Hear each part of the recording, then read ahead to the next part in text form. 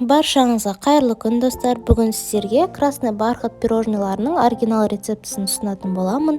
Видеоны міндетті түрде соңына дейін қарап, менің арнама тіркелмеген болсаңыз тіркеліп, қоңыраушаны басып қойыңыздар. Керек заттарының барлығын описанияға жазып кетемін. Ең алдымен бір жұмыртқаға қант қосып, жақсылап араластырып аламыз.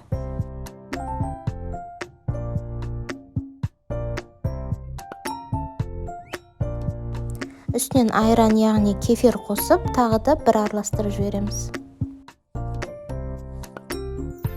Жарты шай қасық краситель қосып, жақсылап араластырып, үстінен ерітілген сары майымызды қосамыз.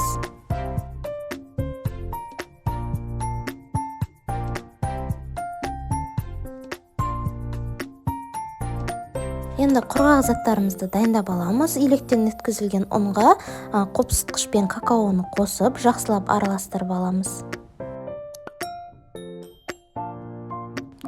Массаға осылайша жарты бөлігін алдымен салып аламыз. Ұныңыз міндетті түрде електен өткен болу керек, сонда пирожныйларыңыз өте жұмсақ болып шығады. Осылай екіге бөле отыра қосып, жақсылап араластырып аламыз.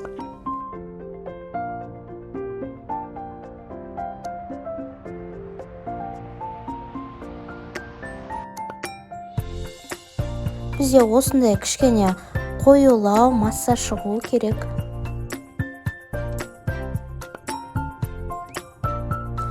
Осы массамыздың барлығын толығымен осындай кондитерлік қапшыққа салып аламыз.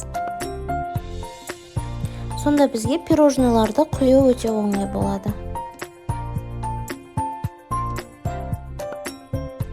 Осылай алдын ала пергамент бумагасын төсеп, араларын кішкене алшақтау етіп құйып шығамыз. Себебі піскен кезде бұлар кішкене көтеріліп, жайылуы мүмкін. Қызып тұрған пеште 200 градуста 20-25 минут шамасында пісіріп аламыз. Осы кезде кремін дайындап аламыз. Творожный сырға сахарный пудра қосып, бірінші араластырып, үстінен сливки қосып, жақсылап араластырып, крем жасаймыз.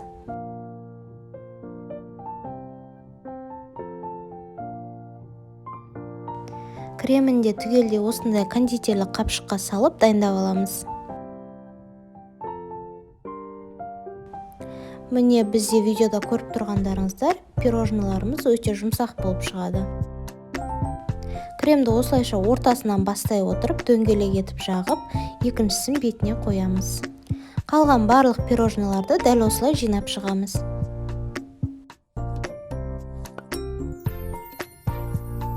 Міне осылай өте аз уақыт ішінде бір ғана жұмыртқадан осынша пирожныйларымыз дайын болды. Бетін осылай кішкене сәндеп жібердім мен.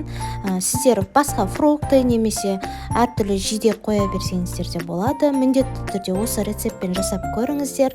Видео ұнаған болса, лайк басып, комментарий жазып кетіңіздер. Сіздермен болған арайлым.